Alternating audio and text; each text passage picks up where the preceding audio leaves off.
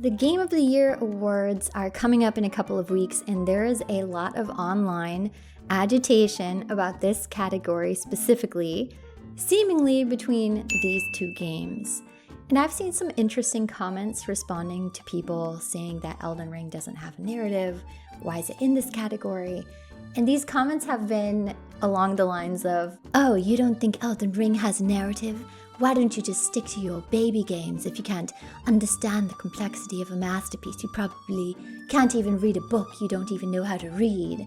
And I find this reaction so incredibly off-putting because it's the way that people respond when they think they're superior to someone else who just doesn't have the same tastes as them. How can you read this? There's no lore. Take me, for example. I love old movies. I'm a huge fan of classic films. And when I tell people this, I usually get responses like, old movies are so boring, I can't watch them. Now imagine if I responded to that remark with, oh, you're just too simple to understand them, darling. Why don't you just stick to your Marvel movies and your overprocessed CGI brain rot? You're clearly not exquisite enough to understand the complexities of classic cinema. That is the same kind of cringy energy with these kind of comments. And it looks like Elden Ring fans are angry at God of War fans and vice versa. And I just want to talk about this as someone who played and has enjoyed both of the games. It's possible to say, yes, I like both of these games. I like the story of both of these games. And it's not necessary to go make a demeaning remark about someone that prefers one story over the other. But to have this kind of extreme response insinuating that people who don't like Elden Ring's story are illiterate or inferior, it feels extremely out of place for what seems to me to be an otherwise very laid back and cool community. I made a review of Elden Ring that never got uploaded because I never got around to editing it, but in my review I talked about the story and the delivery method of the story. And I said that it felt as if someone took an epic fantasy saga and put it through a paper shredder and tossed it all around and said, okay, now go find all the pieces and put it together. And that is what the delivery method of Elden Ring's story feels like. You have to read 100 item descriptions in order to get a better idea of what's going on in the game. And that's similar to their other games. They do this indirect discovery method of storytelling.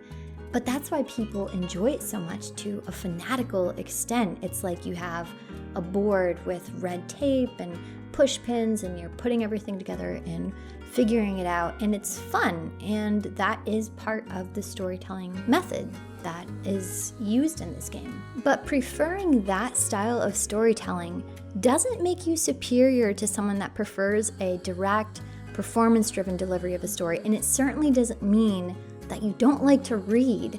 I grew up with games that came before voice acting and cutscene cinematics even existed, and I still think they're some of the best stories I've seen in gaming to this day. So there's nothing wrong with preferring linear, traditional storytelling. In fact, I made my Elden Ring storytime videos because I love storytelling so much and I wanted to do it for this game, but in a traditional way. I'm playing through God of War Ragnarok right now, and I absolutely love it. I love the characters, the world. I'm so invested in the story. So excited every time I get to play it. And contrary to what some people think, you actually do read in the game. There is so much additional information about the world and the characters' backstories and Norse mythology that is provided through one of the characters' journals. But if I were to say that I prefer the story of Ragnarok to that of Elden Ring, that doesn't make me a simpleton. And I would never make that kind of remark about someone that wasn't into the stuff that I am. It's okay for people to have different tastes of what kind of games and stories they enjoy. And them not agreeing with you doesn't make them inferior to you.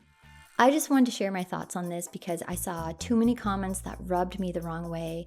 And as someone who loves both of these games, I wanted to just share my opinion on it. But enough about me. What about you? What are some of the games that you've played that have amazing stories that you've played over the years that have just stuck with you? Some of mine are Chrono Trigger, Final Fantasy VII, Siberia, Red Dead Redemption 2. They're kind of like all across the board there.